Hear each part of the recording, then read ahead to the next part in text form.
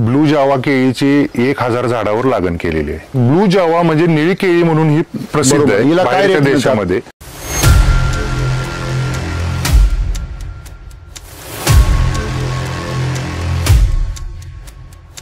बाहेरच्या देशातली व्हरायटी आहे की फीडबॅक थोडासा निगेटिव्ह मिळायला चालू। आम्ही सर तुमचे व्हिडिओ नेहमी बघायचो, एक शेतकरी म्हणून कुतूहलानं तुमचे व्हिडिओ बघायचो, रिझल्ट मिळेल का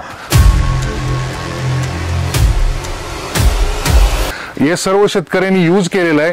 प्रत्येकानं असं ठरवलं होतं की दुसरं कुठलंही जर तुम्ही यात घ्यायचं असेल तर तुम्ही ग्रुपमधनं बाहेर व्हा। मुळात हा जो जीन आहे तो इंडोनेशियातल्या जावा बेटावरून आलेला आहे आणि तिथं हे जे घड 10 किलोच्या रेंजमध्ये थांबले होते, पण आपले जे घड आहे ते सिटी वैदिक मुळे ते 20 किलोवर गेले।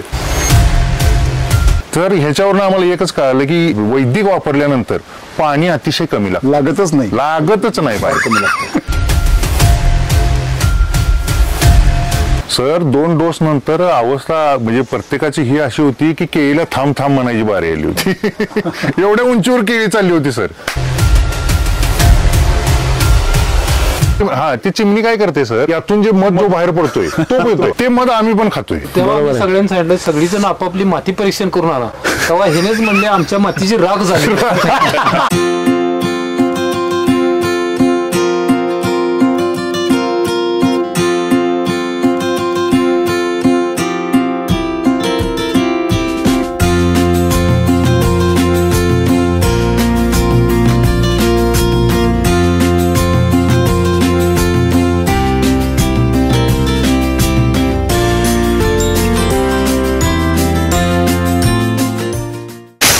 लस्टर हळूहळू लहानपणी आपण पकडायचं त्याला। ज्या कंपनीने तयार केलंय ना ती कंपनी पण तोंडामध्ये बोट घालणार एक दिवस। मित्रांनो, आज आपण एका फार अनोख्या ठिकाणी आलेलो आहोत। सांगली जिल्ह्यामध्ये 80 एकरचा एक नवीन प्रयोग इथं 80 किती शेतकरी 100 शेतकऱ्यांनी 80 एकरचा एक अभिनव प्रयोग या ठिकाणी केलेला आहे आणि हा पूर्ण महाराष्ट्राला नव्हे तर पूर्ण भारत देशाला एक पथदर्शी प्रयोग ठरणार आहे।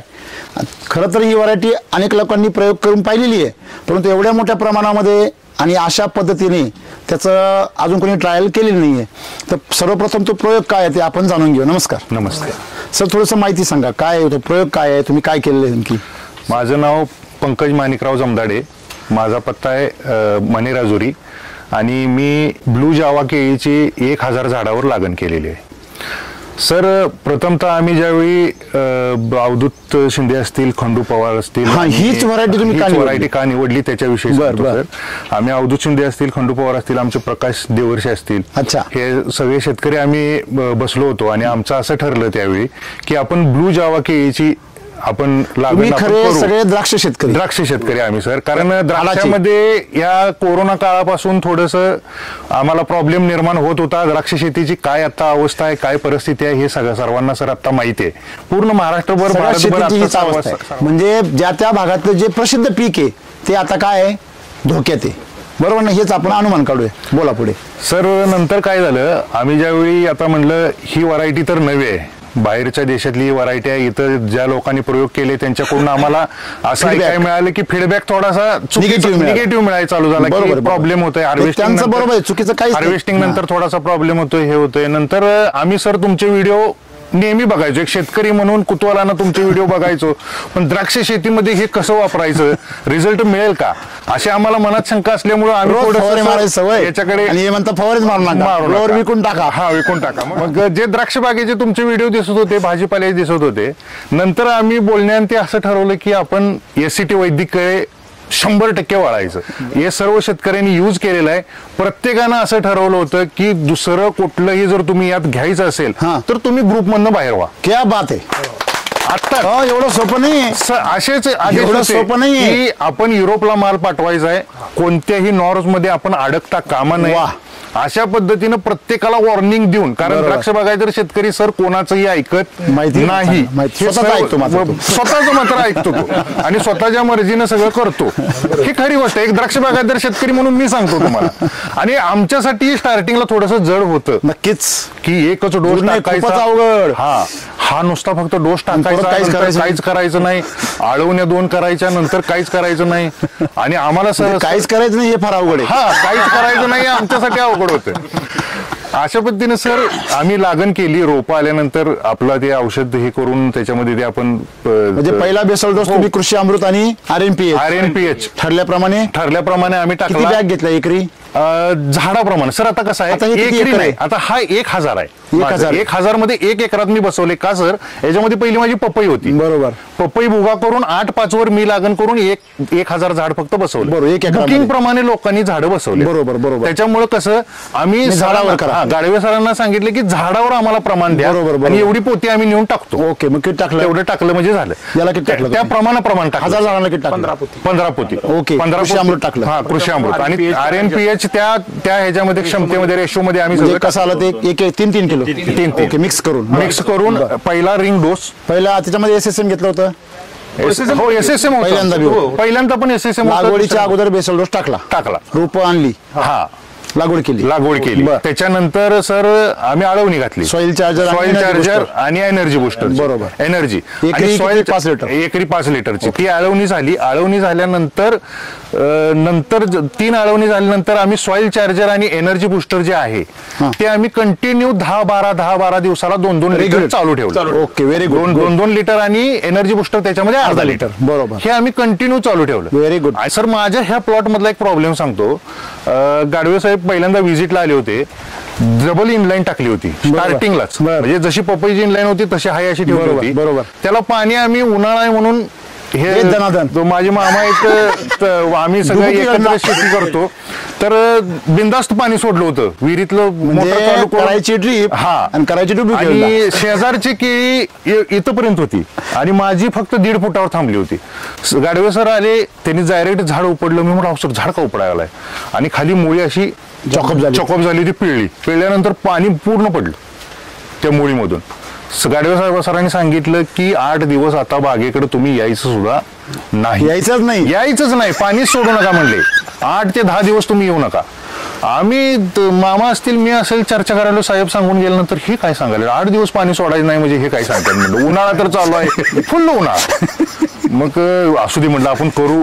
8 दिवस मी खंडोबांना फोन केला, अवधूतला फोन केला. म्हटलं सरांनी मला असं सांगितलंय आणि आता मला काय पाणी सोडून चालत नाही. 12 दिवस पाणी पूर्ण वाळवलं आणि त्याच्यानंतर तर ह्याच्यावरनं आम्हाला एकच कळालं की आपलं वैदिक वापरल्यानंतर पाणी अतिशय कमी लागतच नाही पाणी कमी लागतं. एकदम कमी पाणी. चांगलं आहे की नाही? तुम्ही सगळ्यात कमी पाण्यावरचं पीक आहे म्हणले. केळीला सगळ्यात जास्त पाणी म्हणतात पण सगळ्यात कमी पाणी. सेंद्रिय कर्ब जमीन जर वाढला तर वॉटरचं जे रिटेन्शन आहे, वॉटर जे होल्डिंग कॅपॅसिटी आहे ती वाढते. त्याला जेवढं गरजेचं आहे तेवढं पाणी ती साठवून ठेवते, जेवढं गरजेचं तेवढी हवा साठवून ठेवते. ते नॅचरली मेंटेन होतं. ते आपल्याला मेंटेन करायची गरज नाही. कंपन्यांनी आपल्याला मेंटेन करायला का शिकवलं? का त्याचा धंदा आहे. बरोबर. जर तुम्ही आपोआप सगळं व्हायला लागलं त्यांनी काय करायचं? मग आज शेतकरी आत्महत्या करतात ते करतील. सर 2 डोस नंतर अवस्था म्हणजे प्रत्येकाची ही अशी होती की केळीला थांब म्हणायची बारी आली होती. एवढ्या उंचीवर केळी चालली होती सर. त्या बात आहे. आता याच्या मागचं म्हणजे सायन्स सांगतो. ज्यावेळेस तुम्ही वैदिकवर शेती करता त्यावेळेस प्रकृतीच्या वातावरणाच्या बरोबर ते पीक काय करतं, रिस्पॉन्स करतं. आता म्हणजे आजूबाजूला जर पाण्याचं प्रमाण जादा असेल, त्याला असं वाटतं फार मोठा पाऊस उरायला, ते काय करतं, जसं एखादा कासव हातपायमध्ये तोंडमध्ये खुपसून घेतलं तसं ते शांत बसतं.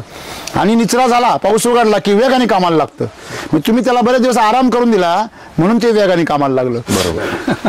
आता तुम्ही जर इथं ऑब्झर्वेशन केलं तर ह्या पाण्यातून आपण आलो, उलट तिकडं मागं गाळ होता पण पाण्यातून येताना गाळ आणखीन ढिल्ला झाला. बरोबर आहे. जनरल तुम्ही पाण्याचा शेजारच्या वावरांमध्ये तिथं आणखीन खोल जाणार तुम्ही. बुडत्याचा पाय खोलात. बरोबर आहे ना? म्हणजे खोलात पाय जातो म्हणजे तुम्ही बुडते, लक्षात ठेवा. आलं लक्षामध्ये. शेजारच्या वावरांमध्ये ड्रोन मधून जेव्हा पाहिलं तेव्हा पाणी साचलेलं आहे. विशेष म्हणजे तिकडं काहीच राब नाहीये.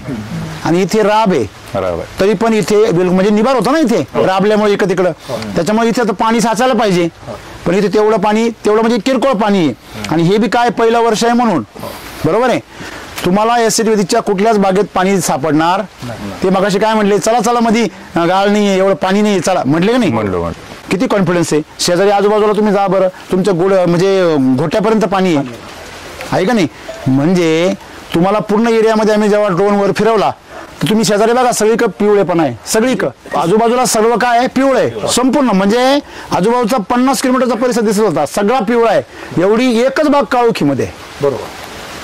काळोखी काय याच्यावर, काळोखी जोरात आहे. बरोबर. हा हे जे तेल लावल्यासारखं याचे तेल पाणी आहे सगळे. लावल्यासारखं. आणि कलर पानांचा एक वेगळाच आहे. आणि पाणी किती दिवस चालू आहे इथं पाऊस, पाऊस बरेच दिवस झाले आणि परवाचा पाऊस सर 24 तास पाऊस पडतोय आम्हाला परवाचा. अच्छा हो 80 मिनिटवर पाऊस पडला. बरोबर आहे. होय. पाऊस पडत होता तेव्हा तुम्ही घरी बसलेले होते, घर कुठे तुमचं, घर 7 किलोमीटर इथून ना. हो. जेव्हा 24 तास पाऊस पडत होता हा. त्यावेळेस तुमच्या मनात काय चाललं होतं, टेन्शनच होतं पाणी लागते काय केळीला. टेन्शन. हा कारण वेन चालू आहे चालू आहे. आणि पिशव्या घालायच्या राहिल्यात हे चालू आहे, सगळं टेन्शनच मनात की आता पाणी जर गुडघ्या एवढं उभं राहिलं पाणी रानामध्ये तर नंतर काय करायचं हा प्रश्न एक लक्षात ठेवा, तुम्ही त्याच्यावर लक्ष दे बघा, है ना. हो आहे की लष्ट. निसर्ग जर तुम्ही जर त्याला खायला प्यायला दिलं, निसर्ग सगळे हत्यार आहे.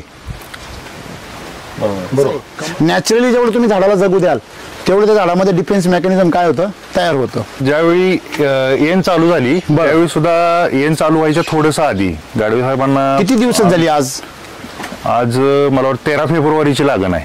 13 फेब्रुवारीची लागण करेक्ट. मार्च 6.5 महिने जून जुलै ऑगस्ट आणि सप्टेंबर. आज सप्टेंबर किती आहे, आज 29. तर 1 महिन्यापूर्वी म्हणजे जवळजवळ एक तारखेच्या 1 सप्टेंबरच्या आसपास वेन चालू झाली पहिला. 6.5 महिन्यात. बरं 6.5 महिन्यात. जनरली त्यांचा अनुभव काय, 7वा महिना म्हणजे अर्धा महिना मागे, अर्धा महिना मागे. तरी पाऊस चालू आहे सारखा. हो. जर पाऊस कमी असता तर अजून अर्धा महिना मागे आला असता. त्याच्यानंतर सर आम्ही ज्यावेळी गाडवे साहेबांना फोन करून विचारलं की आता वेन चालू व्हायची वेळ आली, कुठं तर वेन व्हायला लागले, आता आपल्याला काय दिलं पाहिजे, बरोबर, एखादा डोस अजून काय दिलं पाहिजे. कारण आम्ही सर द्राक्ष बागायतदार असल्यामुळे बाकी सगळं वापरलं असल्यामुळे आमच्या डोक्यात 05234 042 47 13 045 12 61 ह्या गोष्टी आमच्या डोक्यात आहेत. बरोबर, कुठल्या वेळी काय करायचं हे आमच्या डोक्यात फिक्स शेड्यूल आहे. तर सर म्हणले काहीही करू नका, जे आता चाललंय LSQ नाही दिलं का, सॉइल अँड साईज नाही केनच्या वेळेस जर LSQ जर दिलं, अजून ऍडव्हान्स मी तुम्हाला सांगतो, LSQ जर दिलं त्यावेळेस तर तुमचे जे काही फ्लावरिंग आहे किंवा तुमचं जे काही सेटिंग आहे त्याला जबरदस्त पॉवर मिळतो. म्हणजे जर ते जर समजा 100च्या स्पीडने होणार असेल तर 200 स्पीडने होतं. मी तुम्हाला ऍडिशनल जर पाहिजे असेल ग्रोथ त्याच्यामध्ये तर तुम्ही LSQचं प्रमाण वाढू शकता. मग LSQचं तुम्ही त्यावेळेस शिलाची ट्रीटमेंट जर केली तर त्याचा त्यावेळेस खूप मोठा फायदा होतो. म्हणजे कुठल्याही फ्लावरिंगच्या पिरियडमध्ये कुठल्याही पिकाला काय थोडासा सर प्रॉब्लेम सोडायचा किंवा काहीतरी एक चांगलं सोडायचा एक प्रॉब्लेम काय यायला लागलाय, पाऊस एवढा आहे सोडायलाच येत नाही काय सोडायला. म्हणजे जर मी आता सोडलं तर संध्याकाळी येऊ द्या ना पाऊस. पूर्ण वैदिकचं कुठलंही मटेरियल हे लीच आउट होत नाही. नंबर 1 बर ते जमिनीमध्ये गेलं की आपल्या मुळांच्या क्षेत्रामध्ये ते लगेच प्लक होतं. लगेच जे आपल्या जमिनीमध्ये जे काही आज ह्युमस आहे तो ह्युमस या मिनरलचं लगेच होल्ड करून घेतो. किती पण पाऊस येऊ द्या त्याला काही फरक पडत नाही. फक्त पाणी लिच आउट होणार खाली आणि मिनरल्स होल्ड होणार. तेव्हा तुम्ही भर पावसात आपली खतं द्या, सॉइल चार्जर द्या, SCDचं कुठलंही तुम्ही ट्रेंचिंग करा किंवा SSM द्या, तुमचं कधीच वाया जाणार नाही, खत कधीच जाणार नाही. तेव्हा या भीती तुम्ही मनातून काढून टाका. ओके. आणि वैदिकमुळे सर आम्हाला अजून एक दिसून आलं, आता आम्ही जे बॅगिंग करतोय बॅगिंग अर्ली त्यासाठी करतोय कारण कोशामध्ये आपल्या कोक्यामधून कोका पडल्यानंतर लगेच बॅगिंग आमचं चालू आहे. आता या साईडला बॅगिंग 2 दिवस पावसामुळे लेट आहे. बॅगिंग यासाठी करतोय सर, मधमाशा एवढं प्रमाण जास्त आहे आणि पक्षी या वैदिकमुळं, पक्षी म्हणजे फुलपाखरू पण आहे आणि एक चिमणी आहे. हा छोटी चिमणी काय करते, ती चिमणी काय करते सर की खालच्या वरच्या पणीवर बसते, ती नख तिचं हे करून प्रेस करून आणि यातून जे मध जो बाहेर पडतोय कवळ्याचा तो पितोय. त्याच्यामुळे त्याच्यावर थोडंसं क्रॉचिंग यायला लागलं. त्याच्यामुळे आम्ही बॅगिंग चालू केले. पण ह्यातनं आम्हाला एकच लक्षात आलं, वैदिकचं जे आता जे प्युअर ऑर्गॅनिक जे आमचं होणार आहे त्याचा हे परिणाम आहे. कारण एवढे बागेला फुल येतंय किंवा बाकीच्या कुठल्या फळाला येतंय. मधापेक्षा सुद्धा गोड आहे. खायला कशी लागेल बघा तुम्ही आता. बघितलं आम्ही हे बघा, हे बघा. मधापेक्षा गोड आहे. हा. म्हणजे त्याच्यामध्ये तुम्हाला मधमाशी भरपूर आहे, मधमाशी हनीबर्ड भरपूर आहेत, हो. फुलपाखरू भरपूर आहे, भरपूर आहे. म्हणजे थोडक्यात त्यांना खाऊन एवढं उरतंय त्याच्यामुळे ते खाता येते. ते मध आम्ही पण खातोय आता. हो का ते खायला एकदम गोड आहे. तो जो साईडला मध आहे ना, हो का या साईडला मध आहे. हनी ड्यू आहे Honey dew आहे. तुम्ही टाकून बघितलं ना, एकदम गोड आहे. इकडे बघा. इकडच्या साईडला भरपूर आहे. टाकून बघितलंय आम्ही कम्प्लीट सर सगळं मध आहे. चाकल्यावर लक्षात येईल. हा हे बरोबर. हे बघा एकदम घट्ट मध आहे. चाकून बघा सर, एकदम गोड आहे. पूर्ण गोड आहे. मधाची टेस्ट नाही, ती एक वेगळीच टेस्ट आहे, एक एक वेगळा फ्लेवर आहे. मधाचा पुढा जो बागेत आल्यावर खायसाठी प्रवृत्त करतो. येऊन खाऊन जा मला. आता पण पाहायला जर वाटतं ना आपल्याला हा चिकट होते. होतं नाही लगेच काय लगेच चिकट होतोय. म्हणजे थोडक्यात आपण जे बघतोय की हे जे हनी ड्यू आहेत, हे हनी ड्यू काय आहे, त्याच्यामध्ये एक्सेस झालेली शुगर आहे. शुगर आहे ते एक्सेस झालेली शुगर बाहेर येते. कशा करता? मधमाशांसाठी. हो. मधमाशांना आकर्षित करण्यासाठी. निसर्गाचा असं आहे की तो सगळ्या जीवांचं भरण पोषण करतो. बरोबर. आणि केमिकलचं असं आहे का तो कोणाचं पोषण नाही करत, सगळ्यांचा नाश करतो. बरोबर आहे. फक्त तो काय करतो? कोंबडी कापून अंडी देतो. बरोबर आहे. एकदम अंडी देतो पण कोंबडी कापून देतो. ही समस्या आहे. पण कापलेली कोंबडी कधी कळते? जेव्हा सगळे अंडी दिलेले संपले असतात का तेव्हा आठवण येते कोंबडीची. कोंबडीची आठवण कधी येते आपल्याला? जेव्हा अंडी संपल्यावर. बरोबर. तसं आहे. या जमिनी जोपर्यंत बॅलन्स आहे तोपर्यंत तुम्ही किती बी पिकं काढा केमिकलने, काही कळत नाही. आपल्या वाडवडिलांनी जमिनीमध्ये सेंद्रिय कर्ब वाढवला आणि तो आम्ही मागच्या मधल्या काळामध्ये उपसला आणि तोच भरायचं काम परत कोण करतंय? लास्टला एकच सांगायचं आहे, आम्ही कॉन्फिडेंटली सांगू शकतोय जे 100 शेतकरी 80 एकरावर आम्ही जे SCT वैदिकच्या मदतीने सांगली, म्हणजे जे तुमच्याकडे तज्ञ आतापर्यंत नाशिकला जाऊन काय करत आले? गायडन्स करत आले. हो, गायडन्स करत आले. बरोबर आहे ना. म्हणजे नाशिकचे कधी तज्ञ इकडे आले नाही गायडन्स करायला. नाही, पण इकडचे तज्ञ मात्र कायम तिकडे गायडन्स करतो. आणि आता कंडिशन अशी आहे, नाशिकचे द्राक्ष संपले. म्हणजे नाशिकची द्राक्ष ही ओळख पुसली, आता सांगलीची द्राक्ष अशी ओळख व्हायला लागली.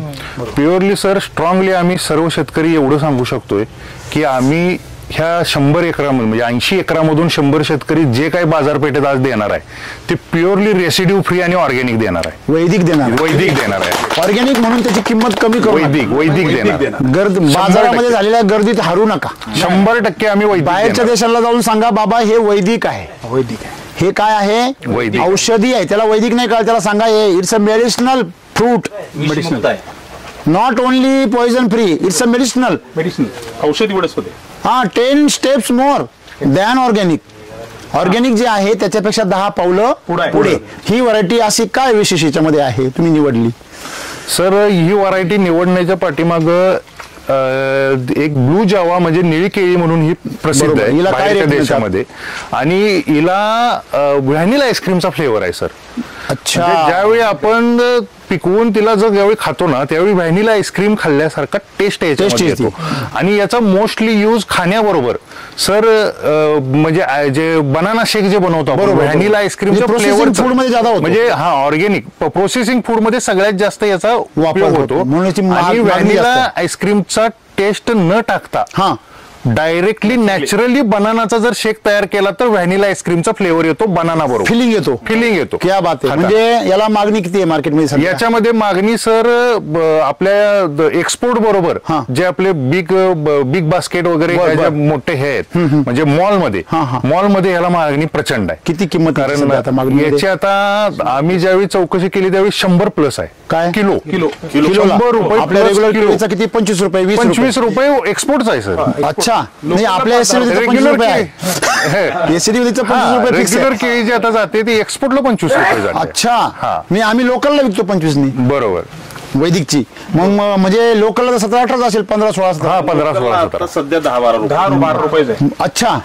कालचा रेट जो आता पावसामुळे 6 रुपयाचा झालाय बघा लोकलला.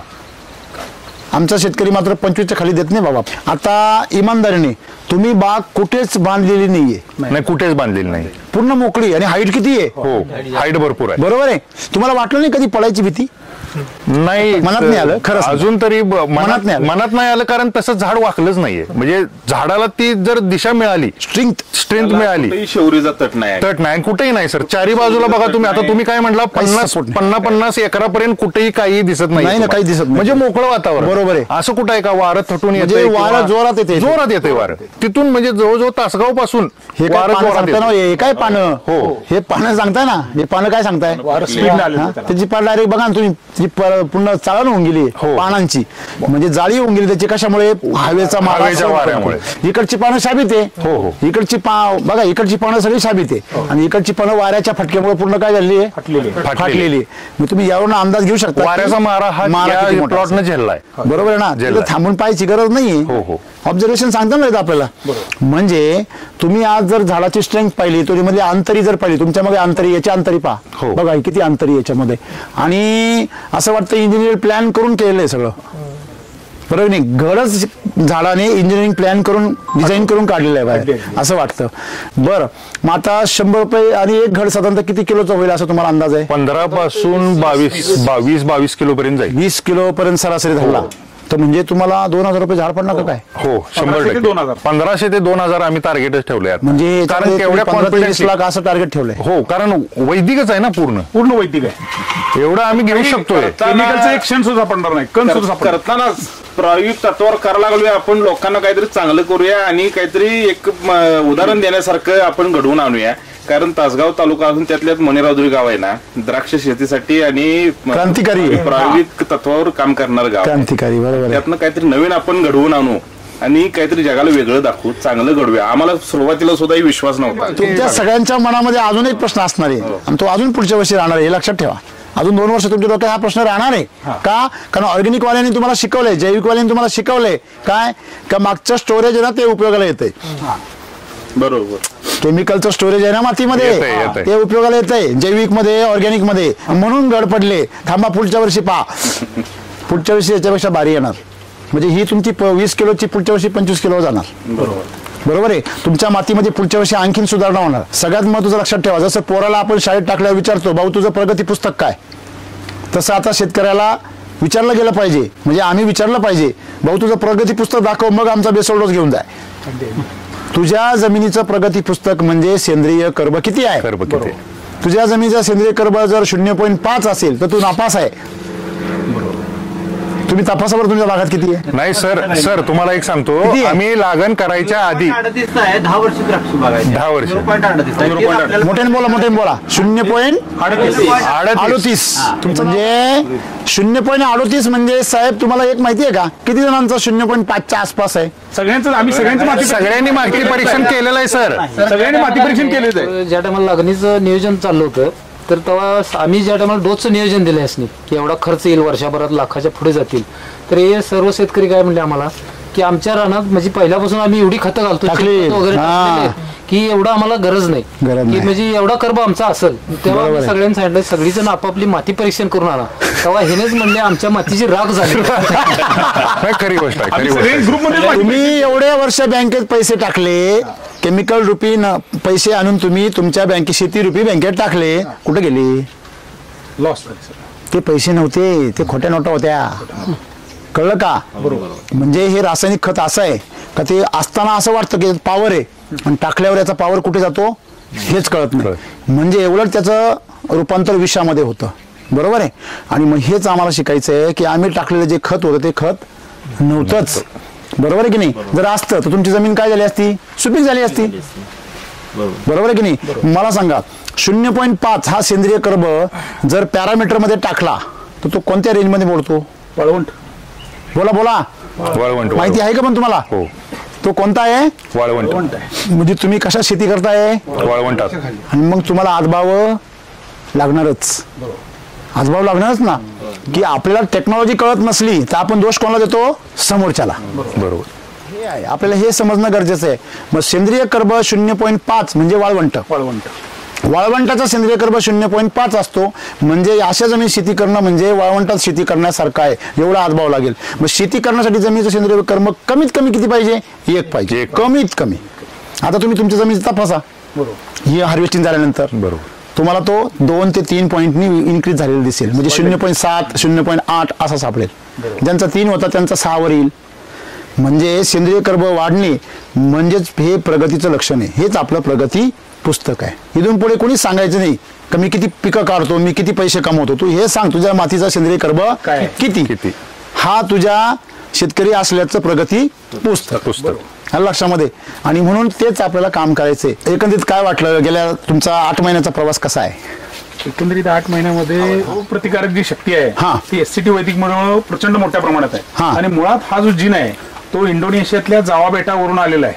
आणि तिथं हे जे घड 10 किलोच्या रेंजमध्ये थांबले होते. बरोबर. तिथं ज्यांनी निर्माण केलं तिथं 10 किलोलाच थांबले होते. पण आपले जे घड आहे ते एससीटी वैदिक मुळे ते 20 किलोवर गेले. 1 वर्षानंतर वेन आहे. 1 वर्षानंतर तिथं वेन आहे. पण आपले 6 महिन्यातच वेन आहे. काय बात करता? हो, 1 वर्षानंतर वेन आहे तिथं.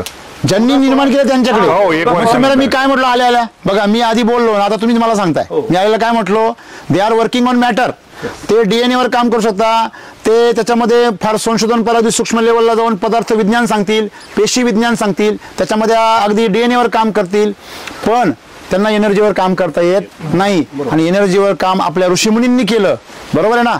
एनर्जीवर काम कसं करायचं हे आपल्या ऋषीमुनींना सुद्धा माहिती आहे. तर आज त्याचं प्रत्यक्ष उत्तर तुम्हाला इथं मिळालं. शेवटी चमत्काराशिवाय नमस्कार. तुम्ही मी आलेला काय म्हटलो की ज्या कंपनीची व्हरायटी आहे ती कंपनी सुद्धा याच्या पुढे चकित होणार. झालं सिद्ध. एवढ्या मोठ्या प्रमाणात आम्ही ज्यावेळी धाडस केलं त्यावेळी कंपनीवालेच म्हणत होते बघा विचार करा, एवढ्या मोठ्या प्रमाणात करू नका. एकच कंपनी घेताय. सगळ्यांनी मिळून एकाच कंपनीचं केलं. लावलं नाही त्यांनी सुद्धा आम्ही गेलतो ते म्हणते तुम्ही लावूच नका. ज्यांनी लावलं त्यांनी ते कोण येते? अभिजित पाटील म्हणला आहे त्यांनी वाशिमचे उजनीच्या बॅक वॉटरला मोठे सोलापूर जिल्ह्यात वाशिमडे आहे ना, तिथले मोठे शेतकरी आहेत अभिजित पाटील. त्यांनी सगळ्यात पहिला प्रयोग केला होता भारतातला. तुम्हाला सक्सेस होणार म्हणजे कंपनीला सक्सेस नाही तिथे. आणि परत आम्ही सह्याद्रीला पण विचारलो तुम्ही सांगतो त्यांना, पण म्हणजे थोडं लावा, लय काय प्रयोग करू नका, आपल्या भारतात अजून काय नाही. आम्ही म्हणलं एकराला 3 लाख खर्च करतो द्राक्षाला, काहीच येत नाही. माझ्याकडे 10 एकर बाग आहे द्राक्षाची, आपण 3 लाख घालून टाकू असं. हे फक्त शेतकरी ठरलं होतं 1 डे पासून सगळ्यांनी एससीटी वैदिकच वापरायचं. एवढा कसा विश्वास हो? एकदम पंकजच नेहमी तुम्हाला फॉलो करत होते. तेच आम्हाला मी सर तुमचा व्हिडिओ कंटिन्यू बघत होतो. काय वापरायची चर्चाच होती. आणि काय वापरायचं काय नाही हे प्रत्येकाला चर्चा करून आम्ही एक निर्णय असा घेतला होता की वैदिक वापरायचं असेल तर ग्रुपमध्ये ये, नाहीतर तुझी शेती तुझं तू कर. एवढा कडक नियम. कडक नियम होता. येणं यात राहायचं नाही. आमच्यात एकानं आगाऊपणा केला होता. म्हणजे लागण झाल्यानंतर एक 15-20 महिन्याभरानं त्यांनी रासायनिकची प्रयोग केला. मग करणारच ना. त्याची बाग बाकीच्या बागापेक्षा जास्त पळायला लागली. बरोबर. व्हेजिटेटिव्ह ग्रोथ जास्त. मग सगळ्यांना आश्चर्य वाटलं ह्याची कशी काय पण. बरोबर. खंडूभाऊने ओळखलं.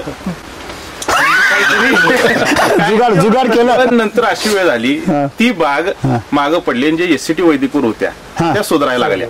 म्हणजे रासायनिकचा हा त्याची चमक आणि त्याचं जे हे ग्रोथ आहे हे लक्षात येते लगेच. रासायनिक सुद्धा माणूस विचारला पाहिजे ही बाग कुठली आहे. हा फरक आहे. रासायनिक हा फुगा आहे सर. कसं बोलले तुम्ही आता? हा फुगा आहे. आम्हाला फिजिकल बॉडी येते, देर इज नो एनर्जी. म्हणून तर ते एनर्जी पुढे शरणागती पत्करतं. कळलं का तुम्हाला? प्रकृती पुढे ते ढासाळतं का बरं? कारण ते फक्त थर्मोकॉलचा बंगला येतो. बरोबर. सेटअप येतो फक्त पिक्चर सारखा. म्हणून तो दाखवण्यासाठी चांगला आहे, तात्पुरता रिझल्ट आहे. त्या बंगल्यावर चढले तो कोसळेल तो.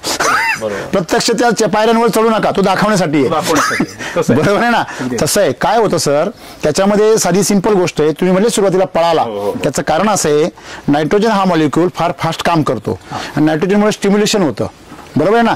त्याच्यामध्ये प्रोटीन सिंथेसिस जास्त होतं आणि आतून बॉडी स्टिम्युलेट झाल्यामुळे पेशींचं विभाजन वेगाने होतं. पण त्या पेशींमध्ये पेशींची संख्या वाढण्याच्या ऐवजी पेशीचा आकार वाढतो. पेशीचा काय वाढतो? आकार. मला सांगा पेशींची संख्या वाढली पाहिजे का आकार वाढला पाहिजे? संख्या वाढली पाहिजे. कुठलंही केमिकल पीजीआर सारखं काम करतं. ते त्याला स्टिम्युलेट करतं. मग स्टिम्युलेट केल्यामुळे जसं दारू पिल्यावर स्टिम्युलेशन होतं शरीराचं, तसं त्या बॉडीचं स्टिम्युलेशन होतं आणि मग त्याचं रूपांतर असं होतं पेशी विभाजन वेगाने होतं पण तेवढी न्यूट्रिशनल व्हॅल्यू मिळत नाही. न्यूट्रिशनल व्हॅल्यू न मिळाल्यामुळे त्याला आपण कवकवीत वाढ म्हणतो आणि त्याच्यामुळे नंतर रोगराई त्याच्यावरती धावते आणि त्याच्यामध्ये प्रोडक्टिव्ह ग्रोथ होत नाही. खरं ज्या वेळेस त्या लढाईची वेळ येते ना तेव्हा ते मागं पळतं. हा लक्षामध्ये. मग तुम्हाला त्याला टेकू द्यावा लागतो साईडने. मग खतं मार, औषधं मार, पीजीआर मार, हे मार, ते मार, जीए दे, सीपीपीओ दे. बरोबर आहे. असं आहे. SCT वैदिक मध्ये तुम्हाला द्राक्षामध्ये सुद्धा कुठलंही PGR वापरावे लागत नाही.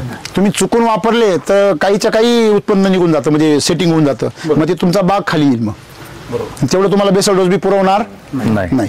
म्हणजे आधीच हायब्रिड व्हरायटी आहे ती, तिला तुम्ही आणखीन PGR म्हणजे याला तुम्ही फक्त पोषक अन्न द्या, सात्विक अन्न द्या, मग बघा कसं उत्पन्न येते. हायब्रिड व्हरायटीचे चांगला गुणधर्म आहे, फक्त त्यांना तुम्ही कुठलंही उत्तेजक अन्न देऊ नका, एवढं सूत्र आहे. पण त्याच्या उलट आपण करत गेलो, अति तेथे माती असं आहे. त्याच्यामध्ये काही शास्त्र नाही, शास्त्रच ते बी, पण ते उरफट शास्त्र आहे. बरोबर. रिव्हर्स गिअर मध्ये गाडी चालवण्याचे शास्त्र आहे, ते सगळ्यांना जमणार नाही. हे सोपं शास्त्र आहे, अगदी साधारण. बघा तुम्ही 100 जण आहे की नाही, आज 100च्या 100 जणांची कंडिशन कशी आहे, जे एक ज्यांनी केमिकल सोडलं ते सोडून सगळे चांगले, सगळे सेम. त्यांच्या प्लॉटवर घड आहे ना, आम्ही शिडीवर हाता लावलाय, असा हातालाच येत नाही ना. क्वालिटी मध्ये फरक पडणार, वादळ आलं तर आणि त्याच्या चवीत आपल्या पडलं. बघा मी तर ज्योतिष झालो, मग आता मला भविष्य कळायला लागलं इथं बसल्या बसल्या.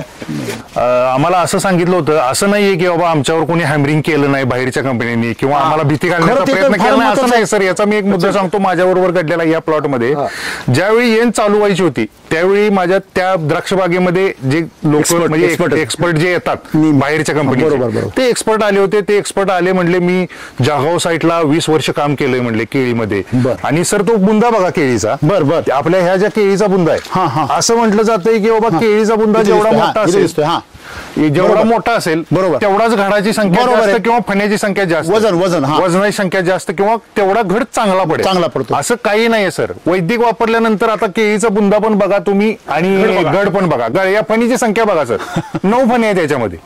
त्यांनी 6-7च्या पुढे जात नाही म्हणून सांगितलं, 6-7च्या पुढे फणी पडत नाही म्हणून सांगितलं होतं तज्ञांनी. तज्ञांनी सांगितलं होतं 9 वर गेलोय केले ते. अच्छा, असं आहे. मध्य प्रदेशवरून सुद्धा आपल्याला लोक बघायला आले होते इथं, हो, की कसं तुम्ही बसवलंय, तुम्ही कसं केलंय. SCT वैदिक काय आहे त्यांना व्हिडिओ दाखवले मी, आणि मग त्यांच्या लक्षात आलं की हे बरोबर आहे. मग ते म्हणले त्यांचे हाईट फार गेले, जे ट्रायल प्लॉट झाले होते तिथं बघितलं, म्हटले CD लावून काढायला लागते, आणि तुमचं तर इतक्या खाली व्यवस्थित नॉर्मल रेंजला आहे. बरोबर आहे, आणि जाम आहे, घट आहे, आणि त्याच्यावरची शायनिंग चमक ही वेगळी आहे. नॅचरली जेवढं नॅचरली येईल ना तेवढी त्याची क्वालिटी हाय राहते. जेवढं तुम्ही आर्टिफिशियली द्याल ना तेवढी त्याची क्वालिटी काय होते, लो होते. आणि माणसांना असं शिकवलं गेलं जेवढं तुमची त्याच्यामध्ये दखल अंदाजी तेवढं चांगलं. हे चुकीचं आहे. सहज आलं पाहिजे. ते नॅचरल आलं ना त्याच्यामध्ये नॅचरल ताकद असते, आणि तुम्हाला त्याची किपिंग क्वालिटी कशी खतरनाक मिळते बघा. तुम्ही हे लष्टरवरून बघा ना, फोटो काढून बघा, तिकडचे पाठवा, त्यांना सांगा कंटिन्यू पाऊस आहे 150 दिवस, बरोबर, तरी लष्टर असं आहे. अजून पुढे ज्यावेळी हे 110 दिवस पूर्ण होतील त्याच्यानंतर लष्टर आणि त्याची जी टेस्ट येणार आहे ती अप्रतिम आहे, म्हणजे वर्णनात करता येणार नाही अशा पद्धतीची येणार आहे. हो, पण 1-2 नाही ना, 100 जण आहेत. हो, 100 महाराष्ट्रातनं लोक 100 ठिकाणचे वेगवेगळ्या जमिनी आहे, 100 जणांचं वेगळं पाणी आहे, वेगळा pH आहे, वेगळा EC आहे, जमिनीमध्ये वेगळा OC आहे, वेगळा तुमच्या जमिनीचा सलायनिटी आहे. म्हणजे हे सगळे घटक जर बघितले, सगळ्यांचं सेंद्रिय कर्ब 0.5च्या आत असतं, खालीच आहे सुद्धा आपण इतक्या मोठ्या प्रमाणात तुम्ही सगळ्यांनी जमिनीवर प्रचंड अत्याचार केलेले आहे, आणि अशा जमिनीमध्ये सगळ्यांना सेम रिझल्ट येतो. It's a miracle. सर 50% जमिनी आमच्या लोक म्हणजे आता केलेल्या ग्रुप मधल्या जे 50% शेतकऱ्यांच्या जमिनी आहेत त्या माळरानावरच्या हलक्या जमिनी तिथं सुद्धा हा रिझल्ट. तुम्ही इथे शेजारी पहा, शेजारी द्राक्षाचा सेम प्लॉट आहे, तुमचाच आहे, माझाच आहे. त्याची हालत काय आहे, मातीची, पिकाची, आणि शेजारीच हा सेम माती आहे, मातीत काही बदल नाही. मागच्या वर्षापर्यंत सेम माती होती. म्हणजे जर एवढा सडन जर इफेक्ट होऊ शकतो. याच्यामध्ये 22 वर्ष द्राक्ष बाग होती, त्याच्यानंतर 1.5 वर्ष पपई होती.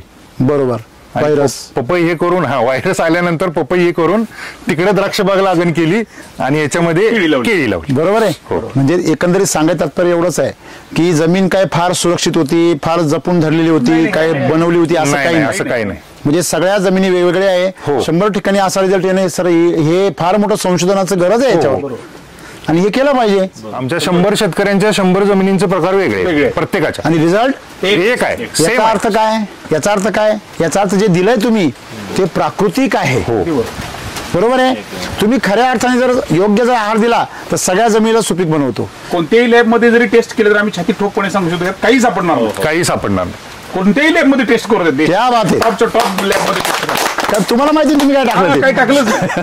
असं आहे ना. दुसरं काय नाही नाही असं नाहीये की आम्हाला भीती तर भरपूर कंपन्यांनी घातली. कंपन्यांनी घातली. तुम्ही पण आहे इथं ना झिरो मनात बाउंड एवढ्या वर्षाची. देत नाहीये, फॉस्फरस देत नाहीये, केळीला फॉस्फरस हा अति गरजेचाच आहे, म्हणजे लागतोच. इथपर्यंत सांगत होती. तुम्ही फॉस्फरस नाही दिला तर तुमचा काही उपयोग नाही म्हणले. आणि जमिनीमध्ये केळीला सगळ्यात महत्वाचा फॉस्फरस आहे म्हणून सांगत होते आम्हाला द्या. जमिनीमध्ये निजलेला फॉस्फरस आहे तो काय करायचा? तो तसाच ठेवायचा, तो निजून द्यायचा आणि यांचा आणायचा आणि तो शिजवायचा. आणायचं आणि शिजवायचं. त्यांना पैसे पाहिजे. कुणी असो बघ, मला काय सांगायचंय, आपण कुणी दुश्मन नाही आपले किंवा कुणी चुकीचे नाही, पण त्यांनी जर त्याच्यापेक्षा बेटर तंत्रज्ञान असेल तर शेतकऱ्याची सराहना करायला पाहिजे. साहेब तुमचं चांगलं आहे, काही गरज नाहीये, उलट आम्ही पण तुमच्यासारखं कसं करता येईल बघू.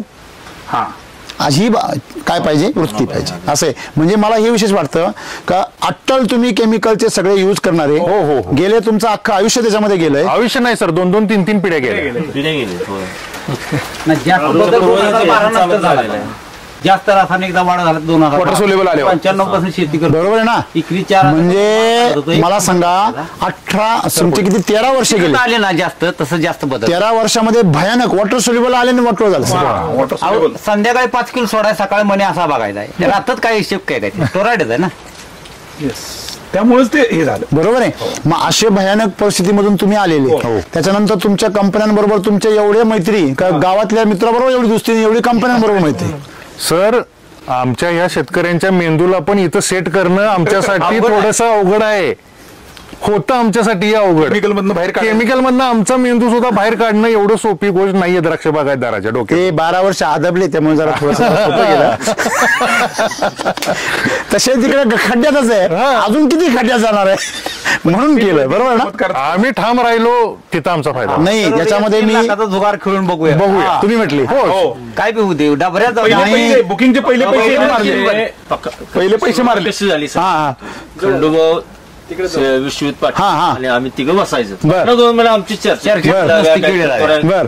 पण म्हणलं हे म्हणजे नवीन वर आहे. पहिले पैसे मारले केले. पहिले पैसे मग सगळ्यांचं एवढे गेलेत आजपर्यंत. 3 लाख घालून तुम्हाला ते देवानीच हे जे माणूस आमच्या सहभागी होईल त्याला सांगितलं आम्ही पैसे टाकल्यात, बुडतील नाही तर येतील गॅरंटी नाही म्हणून आता त्यानंच आमच्यामुळे झालं, कोणी म्हणायचं नाही. आम्ही डबऱ्यात पडत तुला पडायचं आमच्या मागे करणार होतो. 5-6 एकर नियोजन होतं सर. म्हणून 100 पुन्हा रोकड संपली तिकडली. आमच्या तिघांची चर्चा व्हायची पण त्याला धाडस होत. सांगलीमध्ये क्रांतिकारी पाऊल तुम्ही सगळ्यांनी उचललंय आणि खऱ्या अर्थाने जे पाऊल 100 वर्षापूर्वी उचलायला पाहिजे होतं ते आज उचललं गेलंय. देर आहे दुरुस्त आहे. किती आनंद वाटतो तुम्हाला. आता आपण केळीत आहे. हा, आता आम्ही ह्याचा पुढचा टप्पा भाजीपाले द्यायला लागलोय. आम्ही आता भाजीपाल्यात ते प्रयोग करणार आहे. तुम्ही द्राक्षात करणार आहे. द्राक्ष तर करणारच आहे, पण आता भाजीपाल्यात सुद्धा आम्ही करणार आहे की जो भाजीपाला सगळा एससीटी वैदिकवरच करणार. क्या बात आहे. Very good. आणि आरोग्य किती सुंदर होणार आहे. पूर्ण ग्रुपच्या वतीनेच हे सगळं करणार. आम्ही आता सर काय केलंय, 100 पेक्षा जास्त 1,200 एकर शेतकऱ्यांचे मातीचे नमुने गोळा केले. बरोबर. ते सगळे एकत्र. प्रत्येकाची शेती किती त्याच्यामध्ये जी असेल ती, प्रत्येकाची जी काय असेल ती, पण एका एकरावरच प्रयोग करायसाठी प्रायोगिक तत्वावर आम्ही 1,200 लोकांचे एकत्र माती गोळा केली आणि ते टेस्ट करणार आहे. माती टेस्ट केल्यानंतर आम्ही त्याच्यामध्ये प्लांटेशन करणार आहे. काही प्रायोगिक तत्वावर, काही ठिकाणी एक 15-20 व्हरायटीवर काम करणार आहे. लोकांना एससीटी वैदिक काय आहे, बरोबर, की विषमुक्त काय आहे, हे सगळं दाखवणार आहे लोकांना. एकाही शेतकऱ्यानं तणनाशकाचा अजिबात वापर चालतच नाही. गाडवे साहेबांनी पण सहकारी चांगले केले. माळी साहेबांनी वेळोवेळी आम्हाला सगळ्यांना बांधावर सिस्टीम छान छान. 750 घडाचं हार्वेस्टिंग ऍट ए टाइम होणार 100%. 1000 पैकी. वा, क्या बात आहे. Very good, very good. आणि हे आम्ही दुसऱ्यांना खायला सुद्धा चांगल्या पद्धतीचं द्यायला लागलो. त्याचं एक आत्मिक औषधी द्यायला लागलो. हे खाल्ल्यावर माणसाचं आरोग्य सुधारणार, नुसतं पोट नाही भरणार. काय सुधारणार? आरोग्य सुधारणार. आणि मग खऱ्या अर्थाने शेतकरी राजे बनणार आहे तुम्ही सगळे. 100 लोक एकत्र येणं, ते बी कलियुगामध्ये, ते बी 21व्या शतकात, आणि ते बी द्राक्ष बागायत, ते बी रासायनिक वरचे पिढ्यानपिढ्या. का हो, PGR आणि NPK. तुमच्या ग्रुपचं नाव काय? कृष्णा ब्लूम. कृष्णा ब्लूम. सगळ्यात शेवटी टायटल आलं. पिक्चर सगळा संपला आणि मग टायटल आलं. तर कृष्णा ब्लूम हा जो तुमचा ग्रुप आहे, या ग्रुपमध्ये जे 100 शेकडो शेतकरी आहे, त्या सगळ्या शेतकऱ्यांचं अभिनंदन. आणि खरंच तर मी तुमचे या पूर्ण महाराष्ट्रावर जे उपकार आहे ते येणारी पिढी कधीच विसरणार नाही. का तुम्ही जे पहिलं पाऊल उचललंय, या पहिल्या पावलामुळे ज्या महाराष्ट्राला जी नवीन दिशा मिळणार आहे, या दिशेसाठी ते पुण्य नेहमी तुमच्या पदरी राहील याची मला खात्री आहे.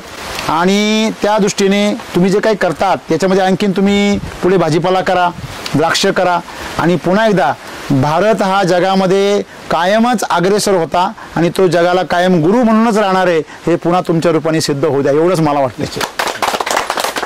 आणि तुम्ही ते कराल याची मला खात्री आहे. सर, जय शेतकरी म्हणून एवढंच सांगतो, आपल्या SCT वैदिक आणि राम सरांच्या मुळे आम्ही जे आता 0 रेसिड्यू अशी 80 एकरावर 100 शेतकऱ्यांनी जी ब्लू जावा केळी पिकवली, बरोबर, ही केळी सर जगाच्या, महाराष्ट्राच्या, भारताच्या आणि जगाच्या पाठीवर 0 रेसिड्यू आणि वैदिकच प्रत्येकाला खायला मिळणार, हे आम्ही 100% हमी देतो. आणि हे फक्त शक्य झालंय हे SCT वैदिकमुळे क्या बात आणि राम सरांच्यामुळे.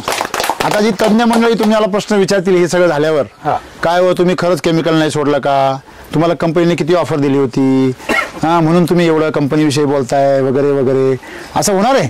होणार, आरोप होणार आहे तुमच्यावर. 100% कंपनीने आम्हाला कमिशन द्यायचा प्रयत्न केलाच की आम्ही इतके पैसे देतो तुम्हाला असं सांगितलं, पण आम्ही आमचं वापरलं असं, आम्ही कोणाचंही काही वापरलं नाही किंवा कोणाचंही काही घेतलं नाही, आम्ही त्याला भीक घातली नाही, कोणाला थाराच दिलेला नाही. ही फार मोठी क्रांती होणार आहे. आम्ही एकच एक असता तर गोष्ट वेगळी होती, पण एवढी सगळी 2 असता तर गोष्ट वेगळी होती. फसलो नाही, प्रलोभनाला फसलो नाही. बरोबर आहे ना. म्हणजे 5 पांडवांनी जर एवढी ताकद दिली होती, आता हे 100 पांडव झाले, आता 100चे 500 होतील, 500चे 1000 होतील, निश्चित वाढणार. हा, त्यांच्याकडे रोपं संपली म्हणूनच थांबलंय ते कामकाज, नाहीतर विचार करा तुमच्या पावलावर पाऊल ठेवून जी मागं मंडळी आहे यांचा आत्मविश्वास काय असेल. मला त्यांच्या चेहऱ्यावरचा आत्मविश्वास बघून फार आनंद होतो. मला आपल्या संतांनी सांगितले, जे का रंजले गांजले त्यासी म्हणे जो आपुले, तोची साधू ओळखावा देव, तुमच्या सगळ्यांमध्ये देव आहे म्हणून तुम्ही हे करू शकताय. आणि तो जागृत झालेला आहे. एकदा देव जागृत झाला ना तर पुढे किती राक्षस येऊ फरक पडत नाही. बरोबर आहे की नाही. दुबळे या अर्थाने मी पैशाच्या अर्थाने म्हणत नाही, दुबळे आत्मविश्वासाच्या अर्थाने जे दुबळे झालेले, ज्ञानाच्या अर्थाने जे दुबळे झालेले, त्यांना आज खऱ्या ताकदीची गरज आहे. ही तुम्ही प्रयोगातून विज्ञान, तुमचं विज्ञान हे असं उथळ आणि पोपटपंचीचं नाही, तुम्ही हे प्रयोगातून बोलणारी माणसं आहे. रिझल्ट आहे, आम्ही खोटं बोलायला संबंधच नाही, बघू शकतो, असं आहे. बरोबर आहे. जय श्री वैदिक, जय श्री वैदिक, जय श्रीराम, जय Shriram. Thank you, thank you so much.